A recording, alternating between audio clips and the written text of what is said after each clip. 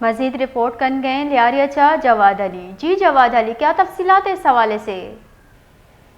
جی بالکل، گزشتہ کئی سالوں سے لیاری لی مارکیٹ کے قریب جو ٹریفک ہے وہ ان کا جام ہونا جو ہے معمول بن چکا ہے، جس کے باعث لوگ شدید اضطراب کا شکار ہو رہے ہیں۔ لی مارکیٹ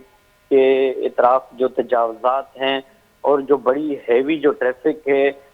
وہ جب رونگ سائیڈ وہ گاڑیاں آتی ہیں تو اس کی وجہ سے بھی یہاں پر کافی ٹریفک جام ہو جاتا ہے، جس میں لوگ کئی منٹوں تک پھنسے رہتے ہیں، اور شدید گرمی میں تو لوگوں کا حال بے حال ہو جاتا ہے ٹریفک میں پھنسے ہونے کے باعث۔ یہ بتاتا چلوں آپ کو کہ یہ جو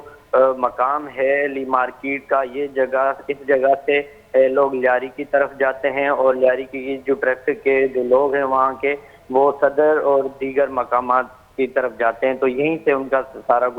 سفر ہوتا ہے، یہیں سے گزرنا ہوتا ہے۔ تو اس حوالے سے وہاں پر تجاوزات موجود ہیں، اور ہم نے وہاں پر جو لوگ ہیں ان سے بات چیت کری تو ان کا کہنا ہے کہ جو ٹھیلے وغیرہ ہیں، جو لوگ چھوٹا چھوٹا کاروبار یہاں کرتے ہیں، ان کے باعث کافی ٹریفک جام رہتا ہے، اور بڑی گاڑیاں آتی ہیں ان کے وجہ سے بھی یہ ٹریفک جام رہتا ہے۔ اس کے علاوہ وہاں پر اسٹینڈ ہیں مختلف رکشاز کے اور دیگر، تو اس وجہ سے بھی وہاں پر ٹریفک جام رہتا ہے۔ تو لوگوں نے وہاں پر مطالبہ کیا تھا حلقے کے نمائندوں سے کہ وہاں پر جو ہے کوئی ایسا سپر مارکیٹ، کوئی اس کی 6-7 منزلہ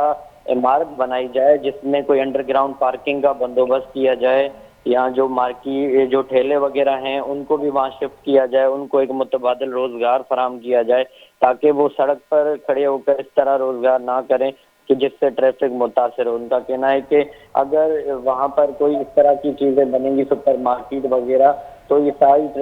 جو تجاوزات ہیں وہ اس طرف چلے جائیں گے، لوگ اپنا کاروبار کر سکیں گے۔ وہاں کوئی اسٹینڈ بھی ہونا چاہیے، رکشہ اسٹینڈ وغیرہ،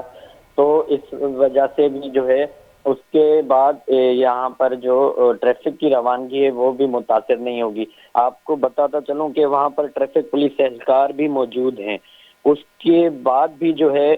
ٹریفک وہاں پر جام رہتا ہے، اور وہ ناکام ہیں ٹریفک کی روانگی کو برقرار رکھنے میں۔ جی پھر ٹریفک پولیس کا اس حوالے سے کیا کہنا ہے؟ جی ہم نے ان سے بات کرنے کی کوشش کی، لیکن جو ہے انہوں نے کوئی موقف اختیار نہیں کیا، کیونکہ